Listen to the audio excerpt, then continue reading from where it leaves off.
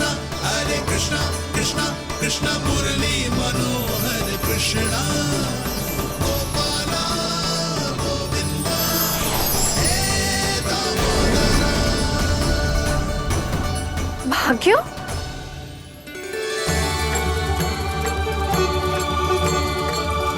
कान्हा,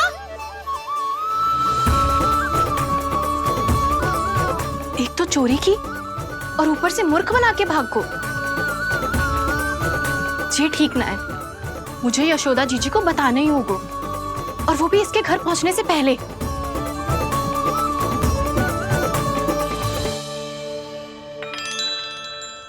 अरे पल्लू मत खींच, तनिक रुक जा, दे रही हूँ, पूजा तो करने दे।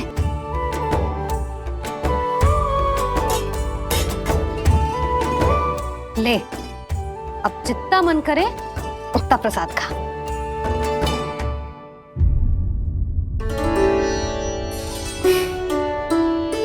या तो मैं सच्ची बावली हो गई हूँ कि मुझे हर समय कान्हा दिखता रहता है, या फिर मेरा लल्ला कुछ अधिक ही विशेष है कि मेरे साथ ना होके भी सदैव अपनी मैया के साथ ही रहता है।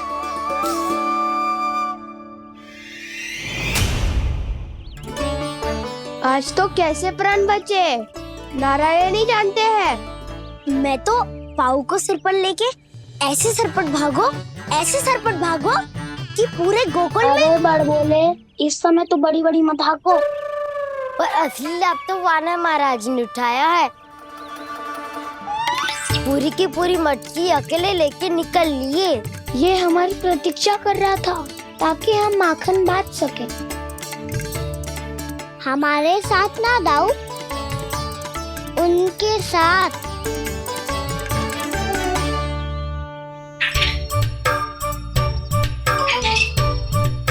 मैं समझ गो कान्हा, एक ना सभी जानवरों की भूख मिट जाए, इसलिए गया था तू सावित्री मौसी के यहाँ माखन चुराने। इससे पहले कि वो हमारे यहाँ पहुँच जाए, हमें घर पहुँचना होगा दाऊ। क्या ही कछु हो जाए, पर देरी ना होनी चाहिए। इससे पहले के बहुत समय बीत जाए, हमें ये समझना होगा कि लोभ आदमी की बुद्धि को भ्रष्ट कर देता है, हमारे सोचने समझने की क्षमता को नष्ट कर देता है। बहुत समय पहले की बात, एक साधु था, वो सुनसान घने जंगल में रहकर साधना करता था। ब्रह्म ज्ञान को प्राप्त करने ही वाला था कि अचानक से एक दिन उसे एक सुनहरी बिल्ली दिखाई थी। उसने उसे देखो तो सोचो कि ये तो बहुत सुंदर है, इसे तो मेरे पास रहना चाहिए, और उसने उस बिल्ली को अपने पास रख लिया। फिर उसने सोचो कि इसे तो दूध की आवश्यकता होगी और उसके लिए गाय की, तो उसने एक गाय भी रख ली। अब गाय को चारे की आवश्यकता होगी और चारे के लिए भूमि की। नारायण की कृपा से भूमि का प्रबंध भी हो गया। अब भूमि को जोतनो है, चारा उगानो है, चारा काटनो है और उसे गाय को खिलानो है। गाय को खिला के उसे दूध निकालनो है और दूध निकाल के बिल्ली को पिलानो है। कार्य बढ़ गो। अब उसे लगो कि सहायता के लिए 2 जोड़ी हाथ और होने चाहिए, तो उसने विवाह भी कर लियो। कुछ समय बीतो और संतान हो गई और उसे एक बड़े घर की आवश्यकता अनुभव हुई। इसी प्रकार धीरे धीरे लोभ ने उसे अपनी छाया में ले लिया और वो नारायण की साधना कर ब्रह्म ज्ञान को पाने के अपने परम लक्ष्य को भूल गो। फिर अनेक वर्ष बीतने के पश्चात उसकी अपने गुरु से भेंट हुई। पहले तो उन्होंने उसे पहचाना नहीं, और पहचानो तो उनने कही कि एक बार, बस एक बार अपने कर्तव्य से भटका था तू, और देख कैसे देखते ही देखते लोभ के जंजाल में गहरे ही गहरे धंसता चला गया।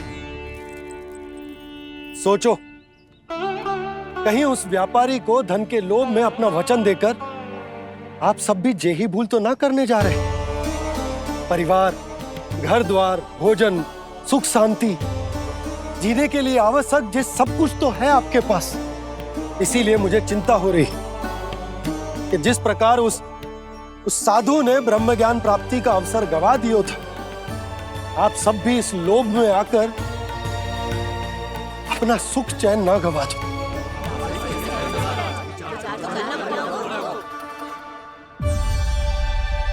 लग तो है बात सबको समझ आ रही है।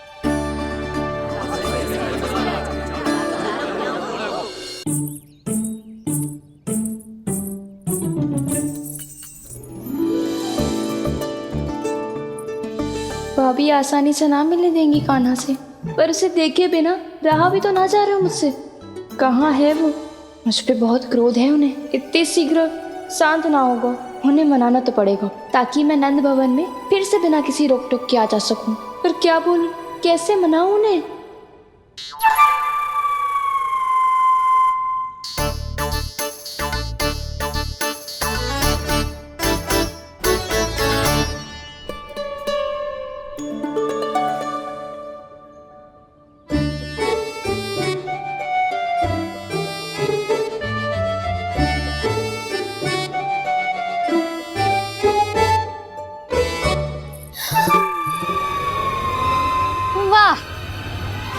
जिसने मेरे लल्ला पर चोरी का आरोप लगायो, वो ही आज मेरे घर में चोरी चोरी प्रवेश कर रही है। नाना भाभी, ऐसी कोई बात ना है। मैं तो बस ये देखने आई थी कि जसोदा भाभी का क्रोध शांत हुआ कि ना? सुन ले जानकी, मेरा क्रोध उसी दिन शांत होगा जिस दिन तू सारी गोपियों के सामने मेरे कान्हा पर लगाया आरोप वापस लेगी। चोरी करेगा तो आरोप ही लगेगा ना जीजी। फिर से आरोप? सावित्री, तू भी? कल तक मुझे ये थोड़ी पता था जीजी कि आपका कान्हा सच्ची में माखन चोरी में पारंगत है। आशा करता हूँ कि आप सभी को नंदराज का विचार और संदेश सही से समझ आगो होगो।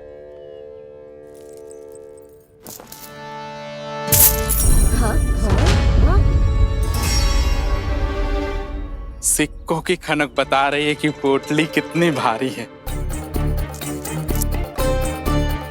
एक ही दिन में कितनों धन पा गई जे। हमें भी इससे अधिक धन अर्जित करना होगा, तभी तो हम अपने उज्जवल का भविष्य उज्जवल कर पाएंगे। पहली बार कछु बुद्धि की बात की है तूने। नंदराज, हमारे मन में आपका बहुत सम्मान है, पर हम जो करना चाह रहे हैं वो लोभ ना है, वो तो विकास है। हाँ नंदराज, हम अपना और अपने संतानों का भला बुरा सोचे बिना कब तक अपना जीवन इस प्रकार जीते रहेंगे? फिर पिछले 4 वर्षों से हमने आपको कर भी तो ना दियो है। मुझे तो लगता है कि नंदराज की बातों पर शांति से सोच विचार के बाद ही कुछ निर्णय लेना चाहिए। ऐसा मौका बार बार ना तो नहीं, हमें सोच विचार कर निर्णय लेना है सबने।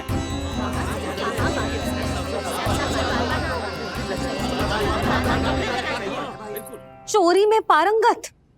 हाँ जीजी, उसने टोली बनाई है और उसका नाम भी रखा है चौर्य विद्या प्रसारण टोली, और आपका कान्हा उसका अध्यक्ष है। अच्छा, तो कान्हा पूरी टोली लेकर आया था चोरी करने तेरे घर? और नहीं तो क्या। पर एक बात बताऊं जीजी, मेरे बलदर को देखकर किसी का साहस ना हुआ भीतर जाने का, पर आपका कान्हा इतना साहसी है कि बिना भयभीत हुए इतने भयंकर बैल के निकट चले गए। सच्ची? और तेरे रक्षक बैल ने कुछ ना किया उसे? है ना अचरज की बात।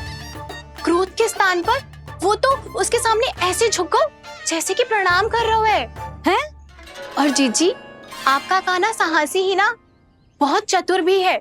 मैंने मटकियां बहुत ऊपर लटकाई थी, पर बताओ कि बिना चौकी के मटकी को नीचे उतारने का उपाय किसने ढूंढा? किसने? आपके चतुर कान्हा ने। उसने अपने सखाओं को पर्वत बनायो और एक पक्के सेनापति की तरह बिना भयभीत हुए उनके ऊपर चढ़ गयो और मटकियां उतारने लगो। और एक ही ना, तीनों की तीनों मटकियां उतार ली। तीनों? हाँ जीजी, और वो इतना दयालु है कि पहले एक मटकी का माखन सब में बांट दियो और फिर बची हुई 2 मटकियों में से एक मटकी अपने सखाओं को दे दी और फिर दूसरी मटकी एक भूखे वानर को दे दी। और फिर जब मैं उसके सामने जाके प्रश्न करने लगी तो उसने मुझे अपने तर्कों के जाल में उलझाया और बड़ी आसानी से सिद्ध कर दिया कि वो तो परोपकार कर रहा था। मैं तो देखती ही रह गई और शब्द तो ऐसे झड़ते हैं मुंह से जैसे कि फूल। रुक जा सावित्री, पहले तू ये निर्णय ले ले कि तू मेरे लल्ला का गुणगान करने आई है कि उसकी निंदा करने। निंदा करने ही आई हूँ जीजी। जानकी सत्य कह रही थी, आपका कान्हा माखन चोर ही है और बलराम के साथ भागा था। बलराम क्यों? वो तो साक्षात गरुड़ देव की पीठ पे बैठ के उड़ के आयो है, तभी तो तुझसे बहुत पहले आके यहाँ बैठ गओ ना। आ देख ले, आजा। देखो कैसे बैठ के सब पहरा दे रहे हैं कि कोई पंछी अनाज ना चुगले, और तुम दोनों व्यर्थ में इन सब पर दोष लगा रही हो। कान्हा के निकट जाने का प्रयास भी मत ही करना। पहले मेरे लल्ला पर आरोप लगाती हो, फिर उससे मिलना भी चाहती हो।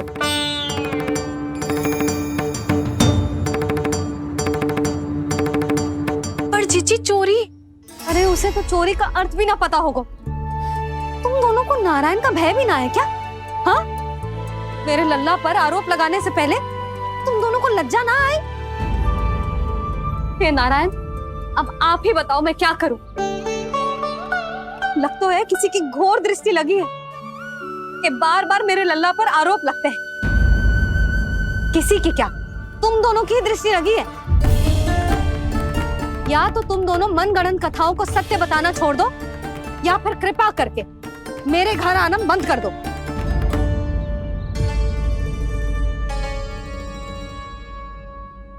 अब दोनों मुंह क्या ताक रही हो? हाँ, जाओ यहां से। और तुम दोनों नंद जी की सभा में क्यों ना गई? हाँ,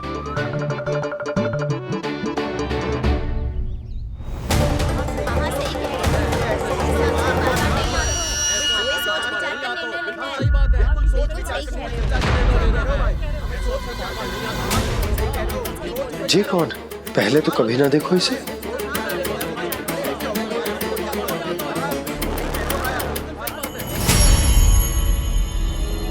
कहाँ को? बस करो।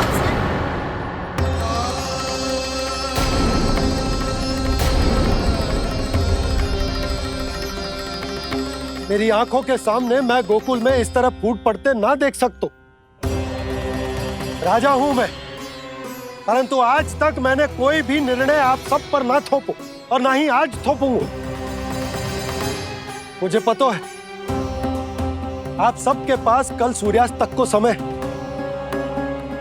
इसीलिए मेरी विनती है कि आप घर जाकर रात्रि को इस बात पर पुनः विचार अवश्य कीजिएगा। सोचिएगा कि कोई भी व्यापारी अविश्वसनीय रूप से सस्ता क्रय विक्रय क्यों करेगा जब तक कि उसका कोई छुपा हुआ लाभ ना हो। हमें सोचना होगा कि कहीं हम उसके बिछाए जाल में फंस तो ना रहे।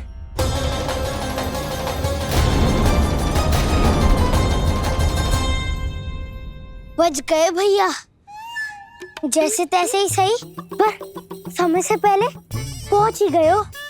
सावित्री मौसी कनेक सी बात को इतना बड़ा चढ़ा के बोल रही थी जितना उज्जवल भी ना बोलतो।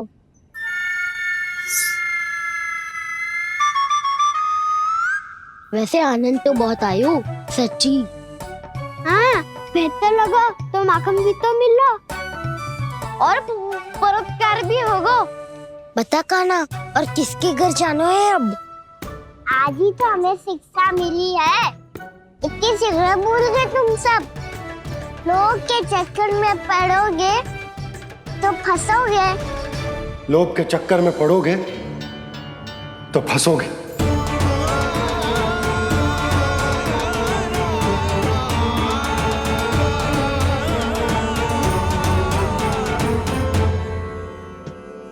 चोर, चोर कह रही है मेरे निर्दोष से बालक को।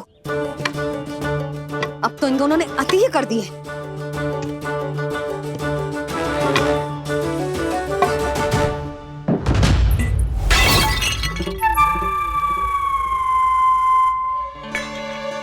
से भी अभी फूटना था। वैसे ही मैं इतनी चिंतित हूँ। कैसे समझाऊं इन गांव वालों को?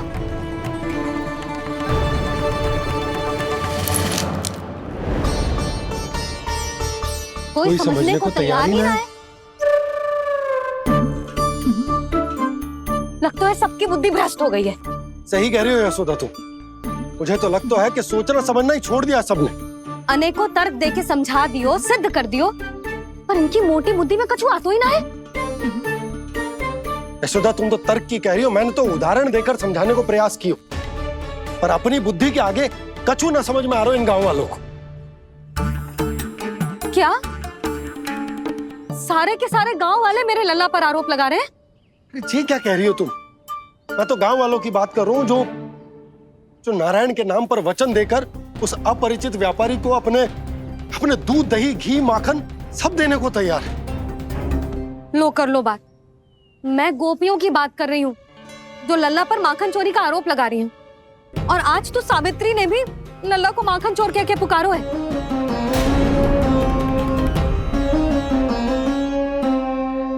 सावधान यशोदा, कहीं बड़ा होकर माखन चोर ना बन जाइए।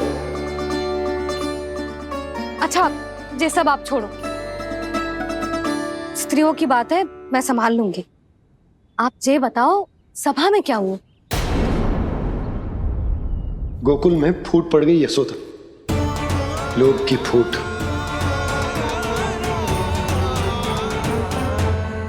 अरे रुको रुको रुको, व्यापारी जी रुकिए रुकिए। नंदराज ने प्रयास तो बहुत किया था व्यापारी जी, पर कुछ व्यक्तियों को छोड़ करके किसी के कान पे जूं तक नहीं रेंगी। इसका अर्थ फूट पड़ चुकी है लोभ की वजह से। बहुत ही शुभ समाचार लाए हो गुप्तचर।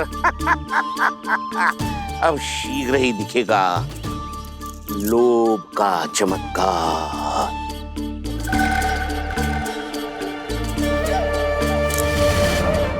लोभ से बचने को जो पाठ हम कान्हा को पढ़ा रहे थे ना, आज वही पाठ मैं इन गांव वालों को समझाने में असमर्थ रहा।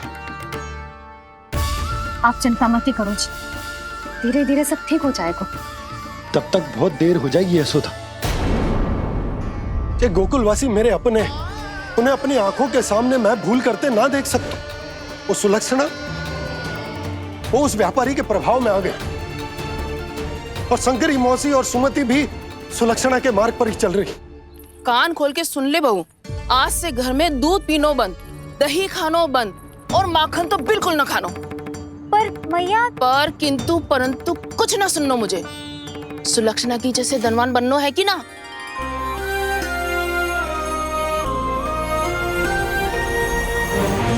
तो फिर जैसा मैं कहती हूँ वैसा कर, तभी तो अधिक से अधिक दूध, दही, माखन बेचकर अधिक से अधिक धन अर्जित कर पाएंगे हम। सुलक्षणा को उस व्यापारी की तरह धनवान बनना है और शंकरी मौसी को सुलक्षणा की तरह। ऐसे तो पूरा गांव ही लोभ में पड़कर कल उस व्यापारी के पास पहुंच जाएगा। अब तो फिर स्त्रियों को मुझे अपने ढंग से समझाना पड़ेगा। अब गोकुल वासियों को चाहे कोई भी कितना भी समझा ले, बुझा ले, ज्ञान बांटे, उन्हें केवल एक ही भाषा समझ में आएगी, लोभ की भाषा। लगता है आपके पास बहुत उत्तम योजना है व्यापारी जी। सब झटक लूंगा।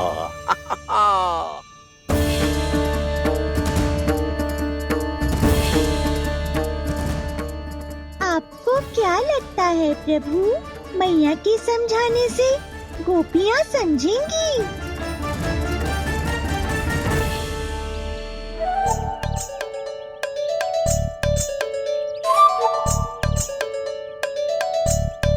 कान्हा, और कितनी प्रतीक्षा करवाएगो? अब बता भी दे, माखन चुराने किसके घर जाना है? इतना आसान ना है निर्णय करना। समय लगता है सोच विचार करना पड़ता है, पर ये निर्णय किया कैसे जाए पता है मुझे। लगता है ये निर्णय करना पड़ेगा कि बचना कैसे है।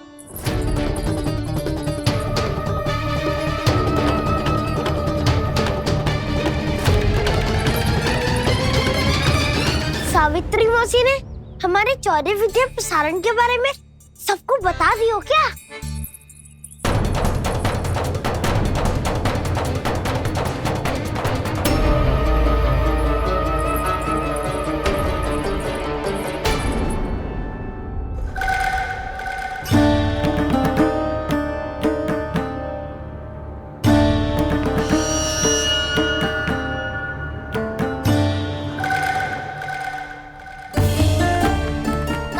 शीघ्र आओ, छोटी माँ बुला रही है।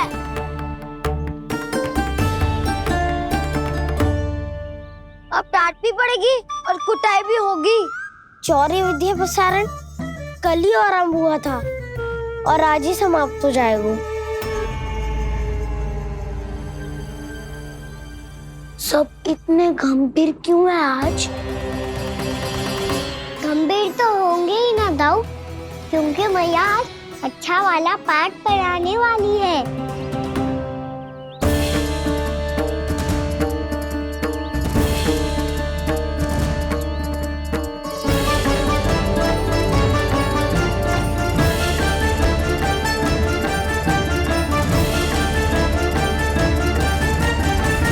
तुम दोनों चलो आओ बैठ जाओ।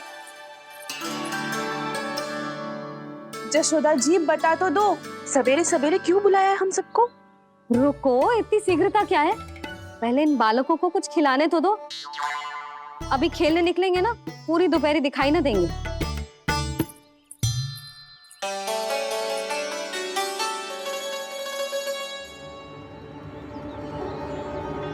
मैया देखो ना, कैसे अपने आभूषणों का दिखावा कर रही है जो सुलोचना।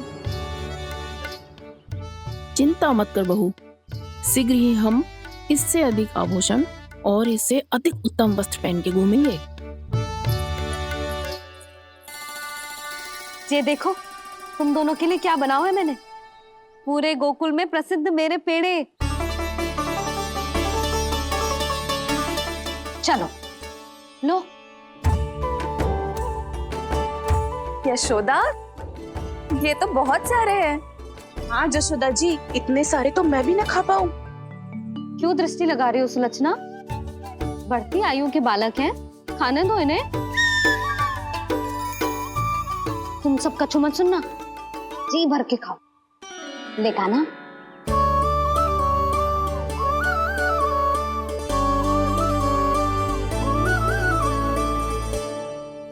हे नारायण, मैंने अपने कान्हा को जो सिखाओ है, बस वे उसे स्मरण रखें और उसका पालन करें। ले और ले ले ले।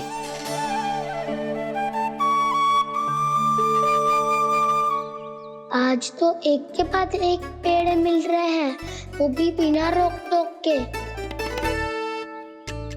मैया 2 के बाद तीसरी मिठाई बड़ी कठिनाई से खाने देती है, पर आज सादा लाड पेड़ों के माध्यम से जिता रही है। कछु तो रहस्य है। प्रभु, क्या आप भी वही सोच रहे हैं जो मैं सोच रही हूँ? कोई परीक्षा तो नहीं ले रही है ये? किस सोच में पड़ गए तुम दोनों?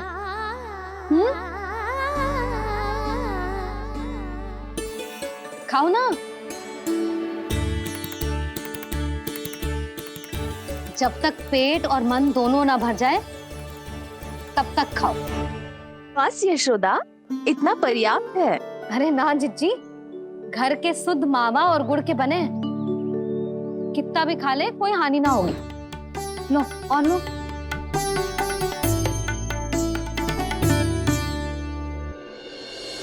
प्रभु, परीक्षा ही है ये तो खाए जा रहा है, कहीं मेरी दी हुई सीख भूल तो ना खाओ, सारा खेल बिगड़ जाएगा। सदैव स्मरण रखियो लल्ला, लोग बहुत भयानक होते हैं, बहुत भयंकर। जे एक बार हमारे मन में प्रवेश करके हमें भीतर से ही जकड़ लेते हैं, इसके कारण हम अधिक से अधिक पाने की इच्छा करने लगते हैं। क्या हुआ कान्हा, रुक क्यों गए?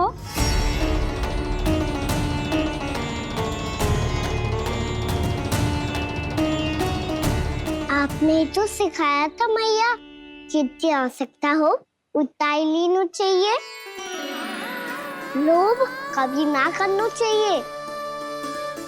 बहुत बुरा राक्षस है लोभ।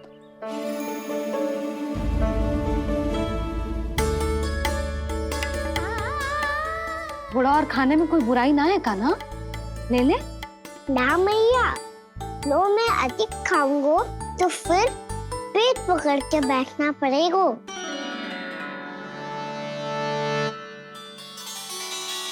हाँ, मेरा भी पेट भर गया। कान्हा सही कह रहा है छोटी माँ, लोग बहुत भयानक राक्षस है। जो भी लोग के चक्कर में पड़ेगो वो बहुत बुरा फंसेगो। अच्छा जाओ, जाके खेलो तुम दोनों। मैया, ये पेड़ अपने सखाओं के लिए भी ले जाऊं मैं? हाँ लल्ला, ले जा, अवश्य।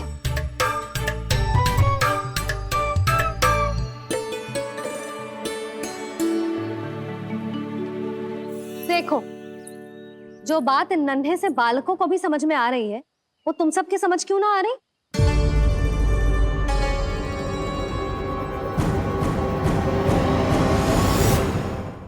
क्या समझाना चाहती हो जशोदा जी, तनिक खुल के बोलो। जब बसंता खाने के बाद भी हलवा खाने का हट करतो है तो उसे मना क्यों करती है? इसीलिए ना, ताकि स्वाद के लोभ में उसका स्वास्थ्य ना बिगड़ जाए। और उज्जवल, जब भरी दोपहरी में बाहर खेलने का हट करतो है तो तू उसे मना क्यों करती है? इसीलिए ना कि खेल के लोभ में उसे लू ना लग जाए। हाँ, और पुराण पढ़ना तो अच्छी बात है ना। तो श्रीदामा जब रात में दीप के प्रकाश में पुराण की कथाएं पढ़ना चाहते है तो क्यों मना करती है उसे, बता। ताकि कथाओं के लोभ में उसकी दृष्टि खराब ना हो जाए जीजी। तो इसका अर्थ तो यही है ना कि लोभ चाहे पेड़ों का हो, चाहे पुराण की कथाओं का हो, या फिर अधिक धन अर्जित करने का हो, लोभ सदैव हानिकारक ही होते हैं।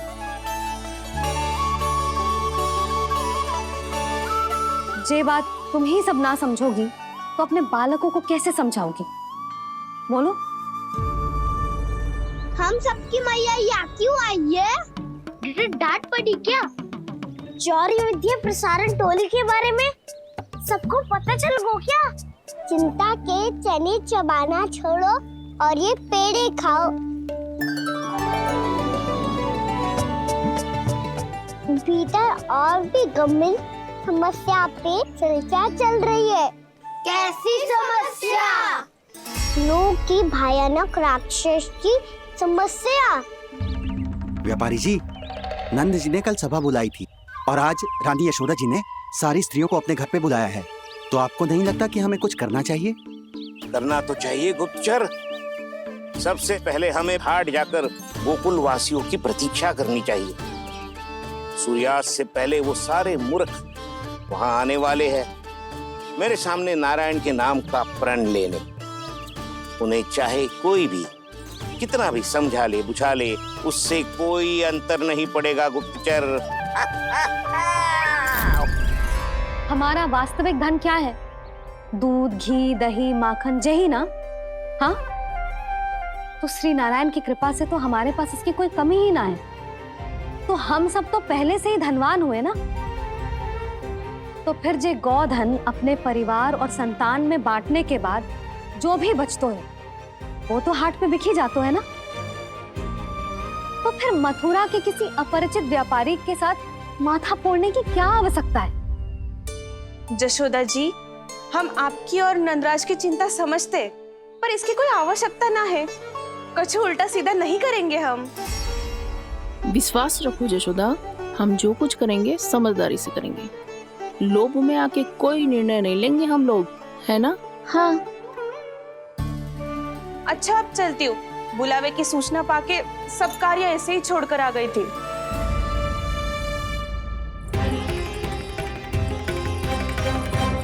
अब किसको घेर लियो? लोभ के भयानक राक्षस ने। ये तो तभी पता चलेगा जब वो सब बाहर आएंगी। तब तो सबको बहुत ध्यान से देखना पड़ेगा।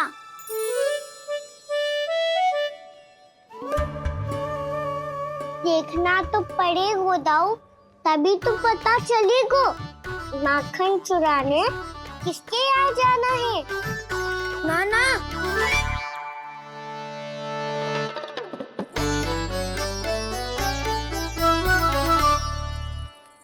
लोग का राक्षस तो उनके पास दिख ना रहे हुआ है।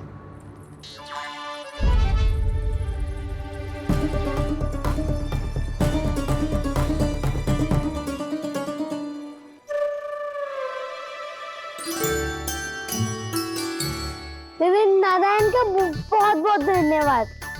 कान्हा, मेरी मैया को घेर रहे है क्या उस राक्षस ने? यशोदा भाभी और नंद भैया कितने चिंतित थे ना। पक्का कछु न कछु कारण तो अवश्य होगा। हाँ, मुझे भी सच लग रहा है कि धनवान बनने के चक्कर में मैं तनिक ज्यादा ही लोभ में पड़ गई थी। नहीं, बस गए। और मेरी मैया दादी, उनका क्या गाना? बहू, सुलक्षणा की जैसे ढेर सारा धन कमाने के चक्कर में लोभ में तो ना आ रहे ना हम। हे नारायण, बहुत कृपा है आपकी। लगता है लोभ का राक्षस किसी को अपनी चपेट में नहीं ले पाया। लेता भी कैसे दाऊ? मेरी मैया ने जो समझायो है। क्या लगता है यशोदा, इन्हें समझ आया होगा? आशा तो यही है, और अब भी ना समझी तो फिर तो नारायण भी ना समझा सकते। वायरी में हम सब मिलेंगे दोपहर में। तो क्या तू तब निश्चित करेगो कि आज किसके यहाँ जाना है माखन? आज कोई माखन चोरी नहीं होगी। क्षमा करना राव, भैया के का समझाने के बाद भी जिसके समझ में कछु ना आई हुई थी उसके घर चोरी तो करनी पड़ेगी आज।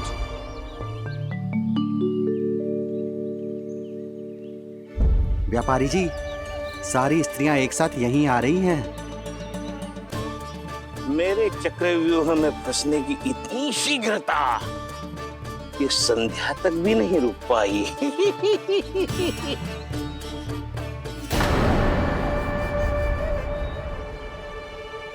पर ये आपके तरफ ध्यान क्यों नहीं दे रही हैं?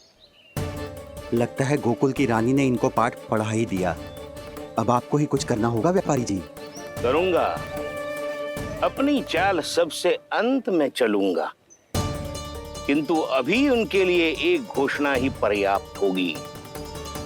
तुमने सबको सूचित तो कर दिया है ना कि सबको अग्रिम धनराशि मिलेगी, वो भी दूध, दही, माखन, घी बेचने के बाद नहीं, वो पहले ही मिला करेगी।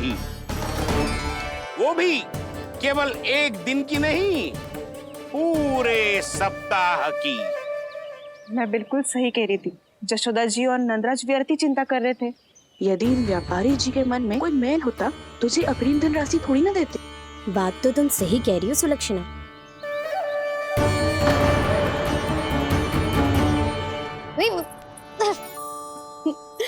कितनी शरारत करते हो तू? काजल लगाने दे मुझे। भैया, पहले मुकुट लगाओ ना।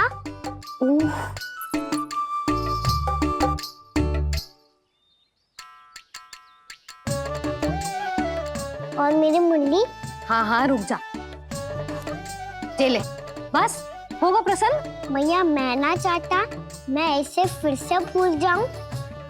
नहीं तो कड़ी धूप में इसे लेने वापस लौटना पड़ता है। चल अब बैठ जा। अब मुझे काजल लगाने दे लल्ला।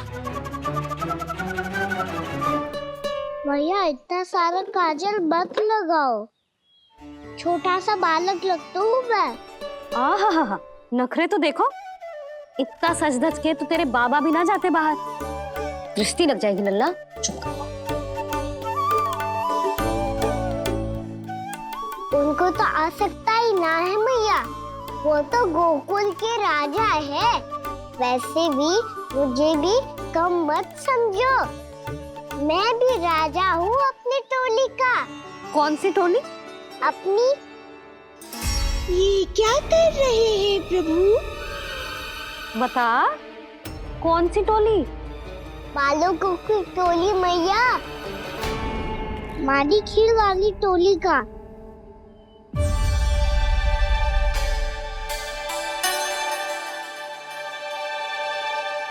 क्या हुआ जी? देखो जी, आप इतनी चिंता मत ही करो। आप गोकुल के राजा हो और जे बालकों की टोली का राजा है, तो मैं भी जसोदा हूँ, मैं कोई कम थोड़े ना हूँ। मैं भी गोकुल की स्त्रियों की रानी हूँ। मैंने सबको समझाओ है, सब समझ गई हैं। उपनंद भैया से बात करके आ रहा हूँ अभी। पता चलो है कि उस व्यापारी ने अग्रिम राशि का लोभ दिया है सबको। मुझे ना लगता तुम्हारे समझाने का कोई लाभ हो। अभी तो ये सब समझ के गई, बोल के भी गई कि अब उस व्यापारी के फेर में ना फंसेंगी। इतनी शीघ्र पलट गई। इन सब में अपनी बुद्धि ना है क्या? जब कोई विकार मन में बस जाता है ना यशोदा, तो सूझबूझ सब समाप्त हो जाती। तो मुझे ही कच्चू करना पड़ेगा। मैया मैं जाऊं? हाँ तू जा।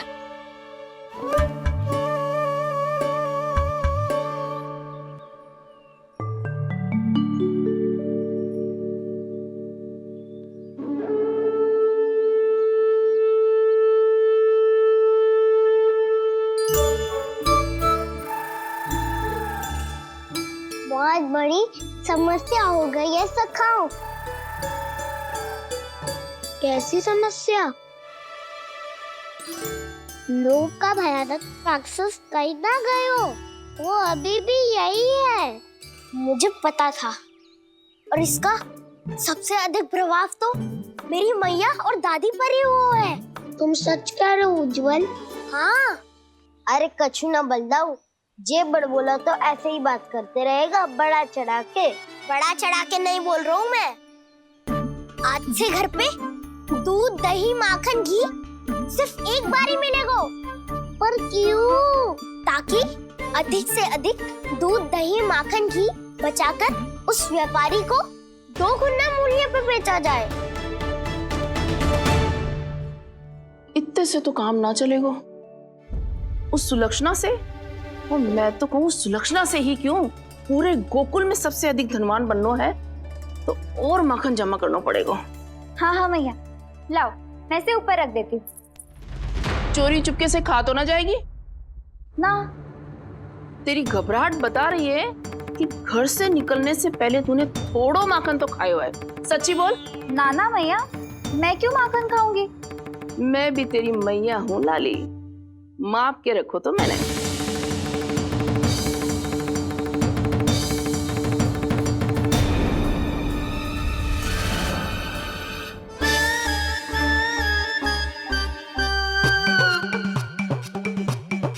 हाय रे, तूने तो सच्ची में माखन खायो है। तनिक भी लज्जा ना आई तुझे? असत्य बोलने से पाप लगता है मैया, और जितनी बार आप माखन नाप रही है उतनी बार डंडी पे लगा माखन आप स्वयं चाट रही है, और दोष मुझ पे दे रही है।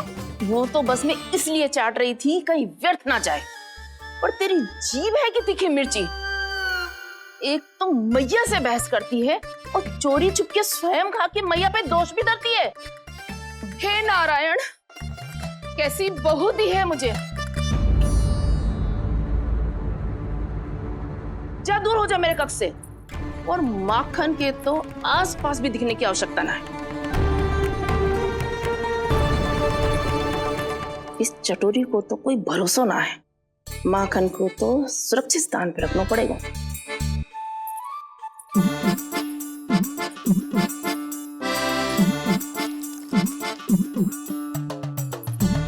यदि बहू ने अब मटकी उतारने को प्रयास किया तो अचानक पानी गिर जाएगा और घबरा के वो चिल्लाएगी और मुझे पता पड़ जाएगा। मैया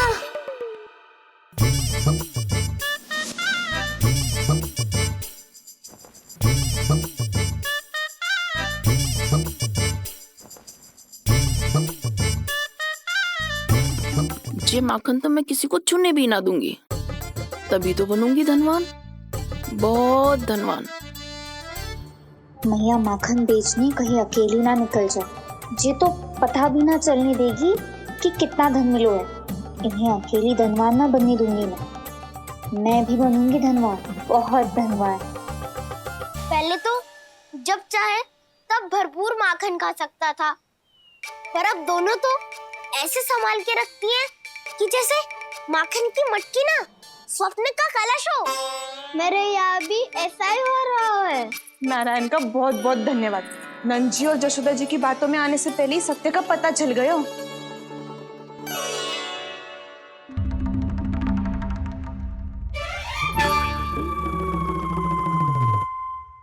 जे इतना सारा माखन। दृष्टि मत लगा, पेट पे पट्टी बांध के रात रात भर भूखा रह के बड़ी कठिनाई से माखन इकट्ठा किया है जे। तो क्या आपने निर्णय ले लियो है कि आप उस व्यापारी को वचन दे दोगी? अरे जब द्वार पे साक्षात लक्ष्मी जी हो तो द्वार बंद ना करते बावली। तू अभी छोटी है, मैं तो कहती हूँ तू भी अपने भविष्य के बारे में अभी से सोचना आरंभ कर दे। कटौती तो मेरे घर पे भी आरंभ हो गई है काना। वो मैया ने कहा है या दूध चाहिए या दही चाहिए या माखन चाहिए, जो भी चाहिए एक ही बार मिलेगा।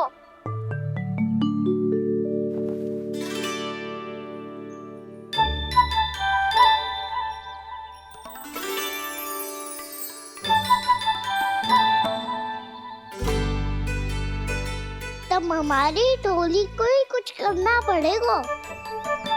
तुम सबको तुम्हारा अधिकार मिले, ये हमारा कर्तव्य है।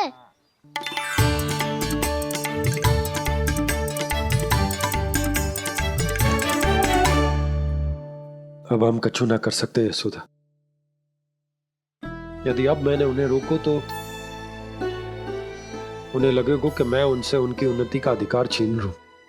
दूध दही माखन पे सबसे पहला अधिकार बछड़ों का होता है, फिर घर के बालकों का, और ये अधिकार हमें दिलाना चाहिए, है ना दाऊ?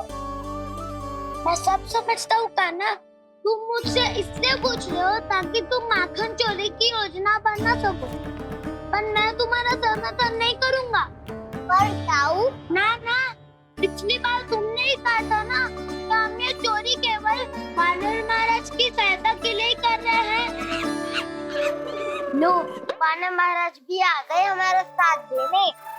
आज कोई किसी का साथ नहीं देगा, आज कोई किसी का साथ नहीं देगा।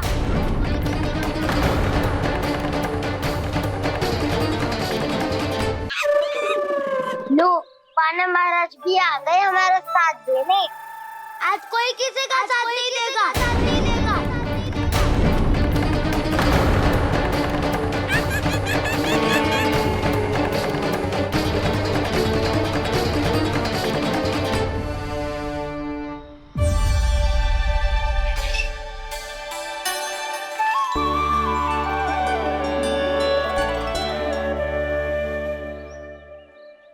उस दिन इनकी भूख मिटाने में आपने साथ दिया था ना, तो है ये उसी लिए धन्यवाद देने आए हैं। इस कर्तव्य को अपना उपहार समझ लेना जाओ। तब तो वानर महाराज को धन्यवाद और ये उपहार तुम्हें देना चाहिए कान्हा। और हाँ, इससे मेरा निर्णय नहीं बदलेगा। आप नए मित्रों की सहायता कर सकते हो, अपनी पुरानी मित्रों की सहायता ना करोगे दाऊ। तुम सत्यवादी हो, सत्य कहो मधुमंगल, क्या करना चाहिए? अनैतिक कारण से चोरी करना अधर्म है, पर बात किसी के अधिकार की हो तो चुप रहना भी उचित ना है। ठीक है, मैं तुम सबके साथ हूँ।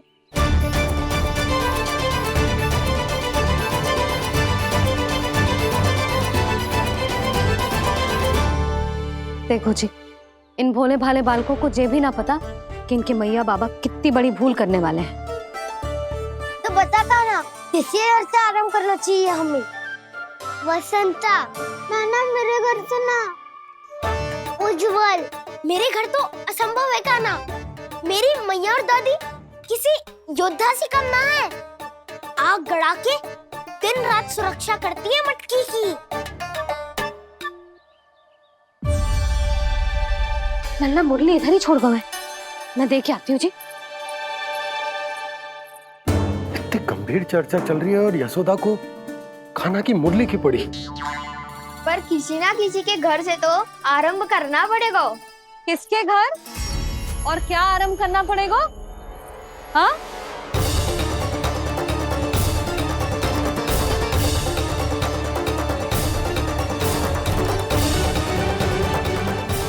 बोल मधुमंगल। सत्यवादी से मत पूछो भैया, ये तो सारा रहस्य खोल के रख देगा।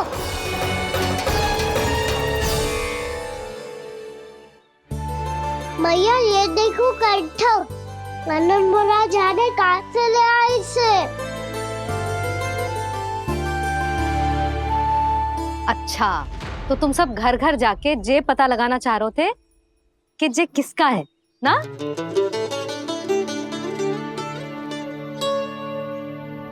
स्वर्ण का तो ना लग रहा है, पर हाँ, किसी की वस्तु है तो उसे लौटाना तो पड़ेगा ही। मैं बताती हूँ तुम सबको किसके किसके घर जानो है। यहाँ से निकलते ही पहला घर आएगा सरजू का, फिर आएगा बिरजू का घर, फिर दीक्षा, फिर राम प्यारी और फिर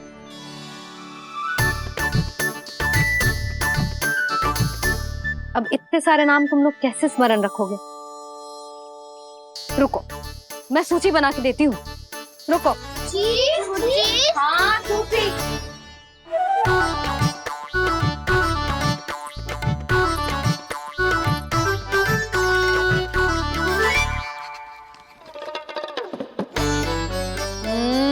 व्यवधान मत ही डालो, किसी का नाम भूल गई तो?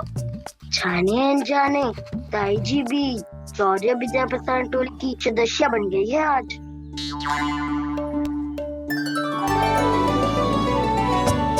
तुम सब मुस्कुरा क्यों रहे हो? क्या खिचड़ी पक रही है? लो, प्रभावती का तो नाम ही भूल गई, इसीलिए कह रही थी व्यवधान मत ही डालो। ले, अब तुम सब इसकी सहायता से एक एक करके सबके घर जा सकते हो। आप तो अच्छी हो मैया, चलो चले।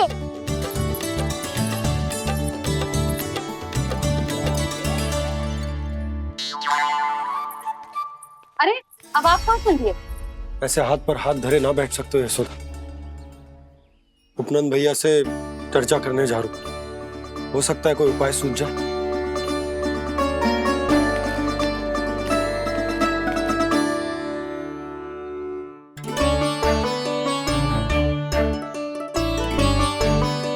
खाना बताना, सबसे पहले किसका घर लिखो है?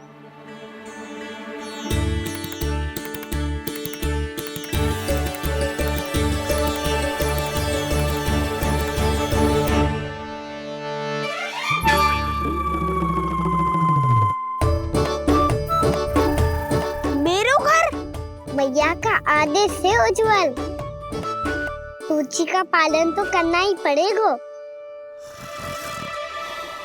शीघ्र ही सुलक्षणा की तरह बहुत सारे आभूषण पहनकर घूमूंगी मैं भी।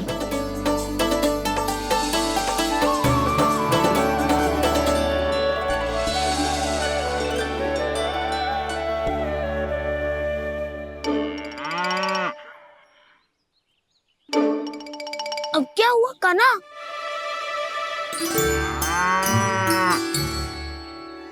जिनकी आवश्यकता हमसे अधिक है, उन्हें अपना अधिकार भी हमसे पहले मिलना चाहिए।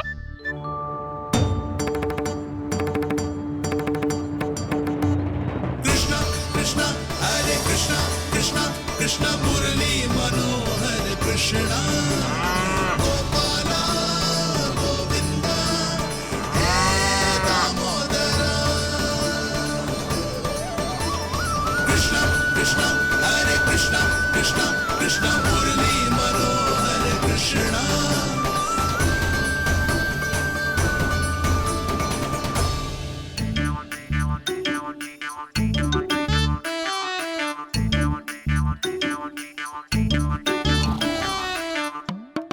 अब क्या करे?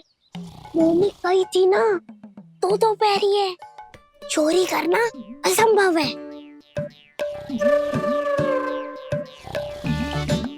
किसी को छूने भी ना दूंगी मैं माखन।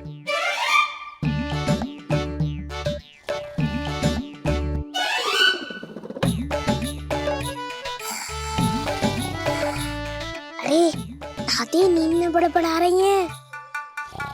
पर समस्या ये है कि सारा का सारा दूध दही माखन उनके कक्ष में है।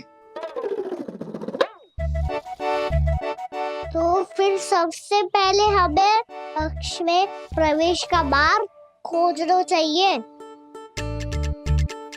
मैं वही उपाय अपनाऊंगा जो मैं मैया के साथ अपनाता हूँ। इससे पहले कि कोई पूछ जाए, जो भी तुम्हारा उपाय है वो करो।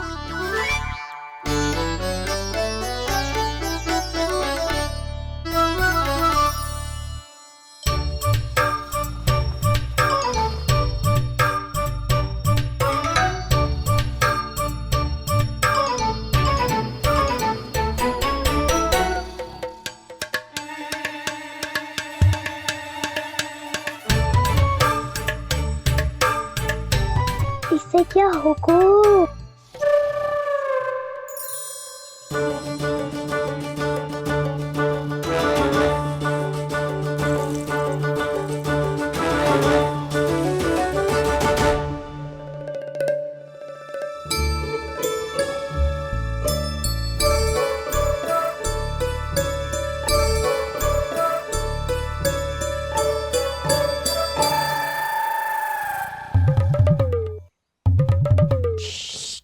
आओ।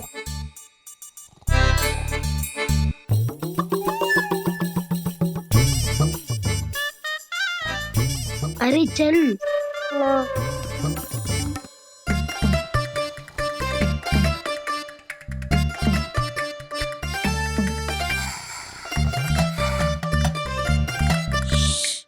चलो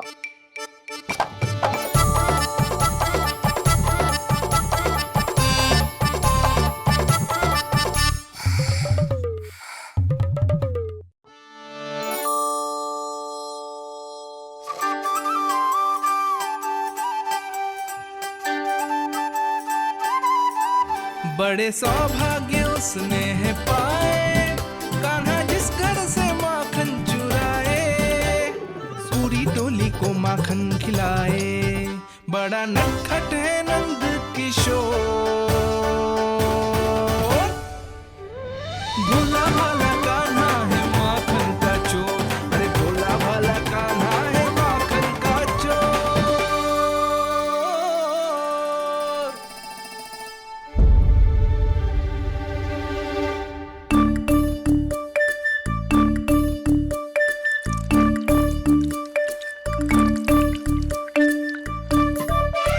कान्हा तुझे पीना भी ना तो देख ऐसे पीते हैं।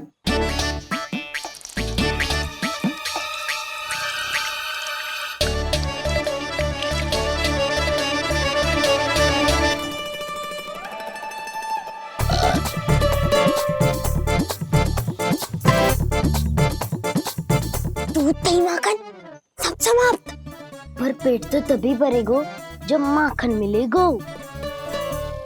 पर माखन है कहाँ?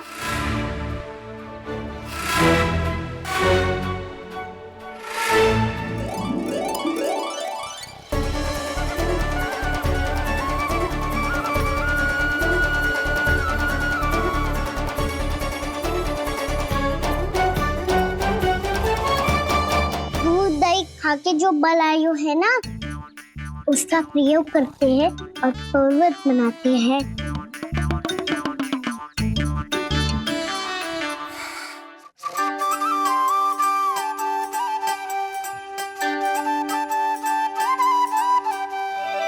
ना ध्वनि कोई हो ना पता कुछ लगे, आए चुपके से ग्वालों की टोली।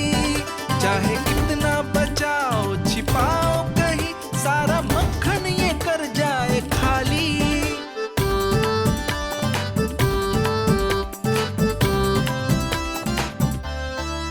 मुख से तो लगता है सरल ये बड़ा भीतर से चंचल ये छल से भरा है ये नटखट बड़ा चिकचोर।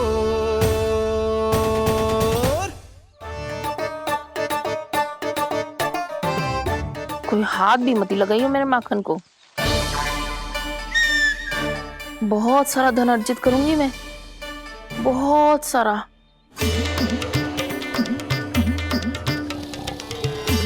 हो गयो कल्याण, मट्टी के ढक्कन में जल भरवा है। टनिक पे मट्टी लाए तो सारा जल तेरे दादी के ऊपर डल जाएगा बचवन। हमारे कोलाहल से उठे ना उठे, पर जल की बूंदे पड़ते ही दादी झट से खड़ी उठ जाएंगी। दूध दही से इतना भी बदला मिला था कि अधिक देर तक पर्वत में नहीं रह पाए। जो करना है शीघ्र करो।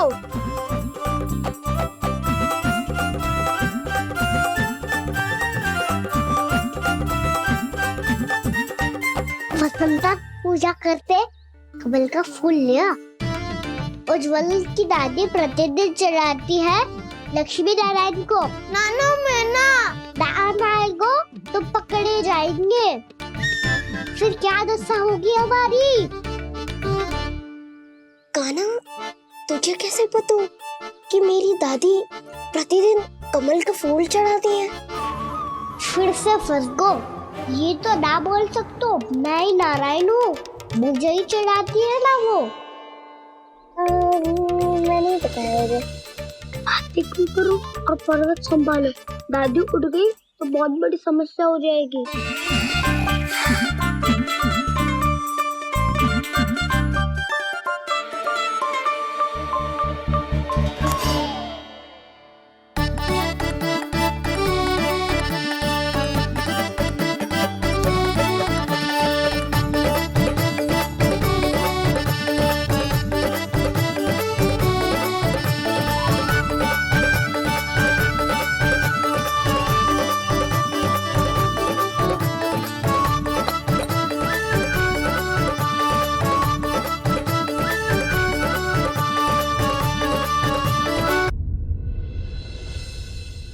हे नारायण, मुझसे ना अपने पति की चिंता देखी ना जा रही, कुछ खा के भी ना गए।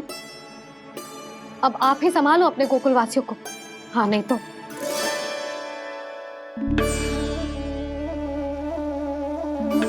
लो, इन सब के चक्कर में तो उसकी मुरली देना ही भूल गई। अब जो इतनी कड़ी धूप में वापस लौटे, इससे अच्छा मैं ही देके आती हूँ।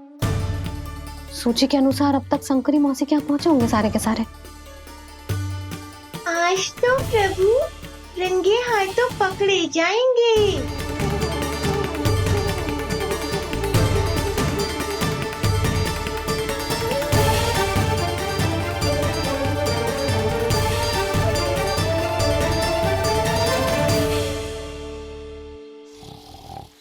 9 मटकी तो उठ ही ना रही है। अधिक देर तक ये पर्वत ना सक पाएगो। यहाँ से माखन निकाल के दे दूंगी। स्वयं हाथों से अपने ये बांटे, पूरी टोली को माखन खिलाए। बड़ा नटखट है नंद किशोर। उसे मटकी उतारने का प्रयास करो कान्हा। अब तक तो हल्की भी हो गई होगी। नापी तो बहुत भारी है दाऊ। तो मैं कुछ सहायता कर दूं? दादी बोली होगी सपने में। अपनी मैया का स्वर भी ना पहचाने दुष्ट।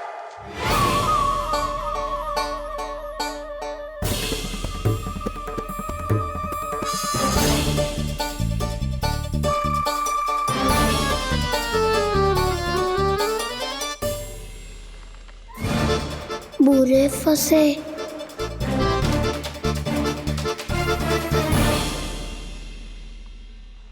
देख क्या रही हो चाची? अपने खाना को ऐसे ही लटके रहने दोगी?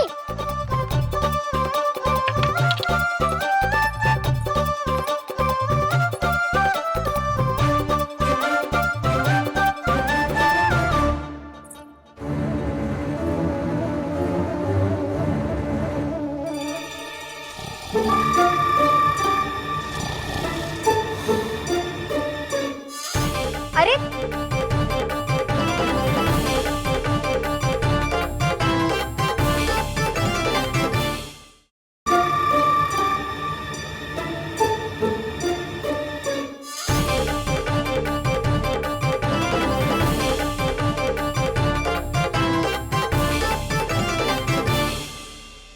कितनी अच्छी हो चाची और कितनी बदसाली भी हो।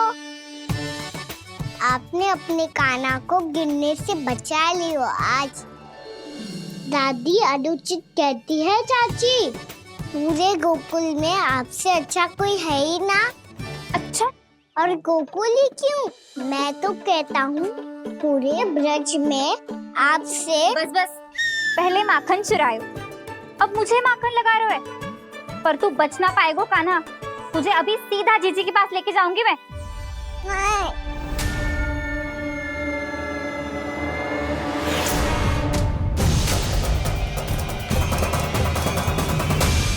चाची, आप जानकी और सावित्री मौसी जैसे मुझ पर आरोप लगा रही हो। रोज छोड़ के एक बार मेरी ओर देखो तो सही। बताओ, मैं इतना भोला भला चोरी कर सकता हूँ क्या?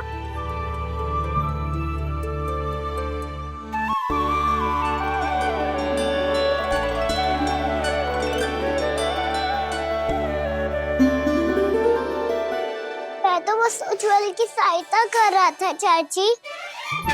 उसने कही थी कि उसको आजकल माखन ना मिल तो बस इसलिए। मुझे क्यों फंसा रहे हो ना?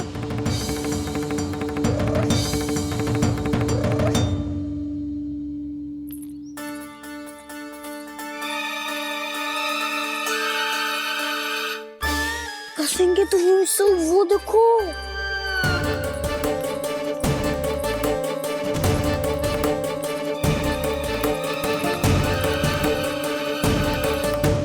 आप दोनों सो रहे थे ना चाची, इसीलिए विवश सोकर हमें अपने आप माखन निकालना पड़ो। अरे अरे, रो मत कान्हा, मैं तुझे डांट नहीं रही थी।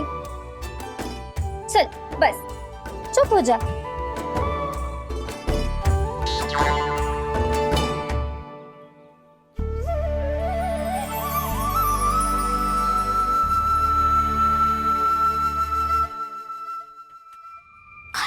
कान्हा शीघ्रता कर, छोटी में आ रही है। वो माखन का पात्र जो सदैव आप मेरे लिए छुपा के रखती हो, वो मुझे नहीं दोगे चाची? माखन के उस पात्र के बारे में इसे कैसे पता चला? ना दोगी तो मैं जा रहा हूँ मैं। अच्छा रुको, मैं अभी लाती हूँ।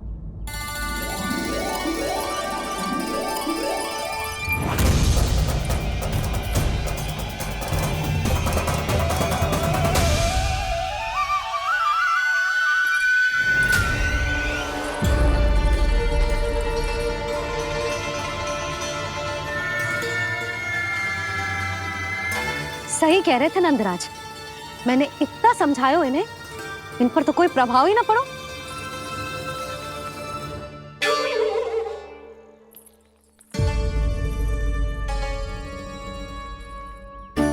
प्रभावती भी लगता तो इन सब ने ना निर्णय ले लियो है।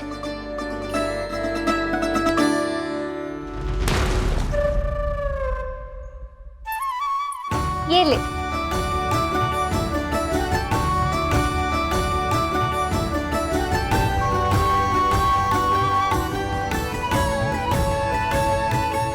अब मैं जाऊं?